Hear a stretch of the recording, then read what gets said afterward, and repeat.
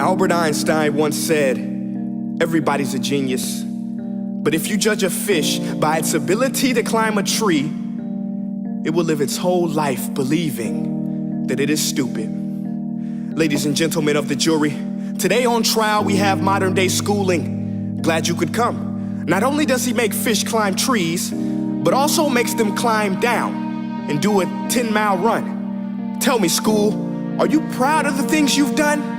Turning millions of people into robots, do you find that fun? Do you realize how many kids relate to that fish? Swimming upstream in class, never finding their gifts, thinking they are stupid, believing they are useless? Well, the time has come, no more excuses. I call school to the stand and accuse him of killing creativity, individuality, and being intellectually abusive. He's an ancient institution that has outlived his usage. So, Your Honor, this concludes my opening statement, and if I may present the evidence of my case, I will prove it. Proceed. Exhibit A. Here's a modern day phone. Recognize it? Here's a phone from 150 years ago. Big difference, right? Stay with me. Here's a car from today, and here's a car from 150 years ago. Big difference, right? Well, get this. Here's a classroom of today, and here's a class we used 150 years ago. Now ain't that a shame? In literally more than a century, nothing has changed. Yet you claim to prepare students for the future? But with evidence like that, I must ask, do you prepare students for the future or the past? I did a background check on you and let the record show that you were made to train people to work in factories, which explains why you put students in straight rows, nice and neat, tell them sit still, raise your hand if you want to speak, give them a short break to eat, and for 8 hours a day, tell them what to think. Oh, and make them compete to get an A letter which determines product quality, hence grade A of meat. I get it. Back then, times were different. We all have a past. I myself am no Gandhi. But today, we don't need to make robot zombies. The world has progressed. And now we need people who think creatively, innovatively, critically, independently, with the ability to connect. See, every scientist will tell you that no two brains are the same. And every parent with 2 or more children will confirm that claim. So please explain why you treat students like cookie cutter frames or snapback hats, giving them this one-size-fits-all crap. Watch your language. Sorry, Your Honor, but if a doctor prescribed the exact same medicine to all of his patients, the results will be tragic. So many people would get sick, yet when it comes to school, this is exactly what happens, this educational malpractice, where one teacher stands in front of 20 kids, each one having different strengths, different needs, different gifts, different dreams, and you teach the same thing the same way? That's horrific. Ladies and gentlemen, the defendant should not be acquitted. This may be one of the worst criminal offenses ever to be committed.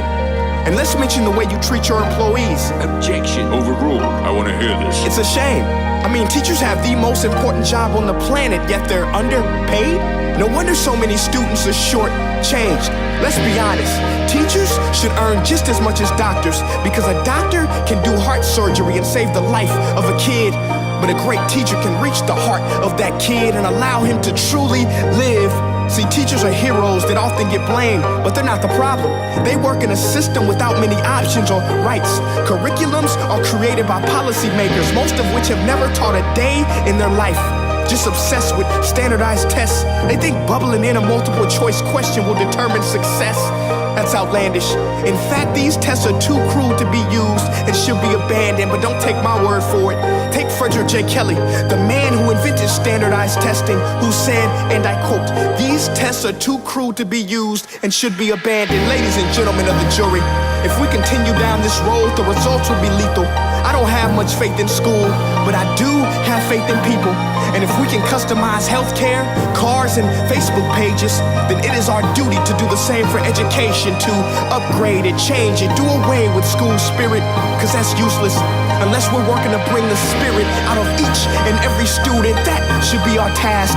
No more Common Core. Instead, let's reach the core of every heart in every class. Sure, math is important, but no more than art or dance. Let's give every gift an equal chance. I know this sounds like a dream, but countries like Finland are doing impressive things. They have shorter school days, teachers make a decent wage, homework is non-existent, and they focus on collaboration instead of competition. But here's the kicker, boys and girls. Their educational system outperforms every other country in the world. Other places like Singapore are succeeding rapidly. Schools like Montessori, programs like Khan Academy, there is no single solution. But let's get moving, because while students may be 20% of our population, they are 100% of our future. So let's attend to their dreams, and there's no telling what we can achieve. This is a world in which I believe, a world where fish are no longer forced to climb trees.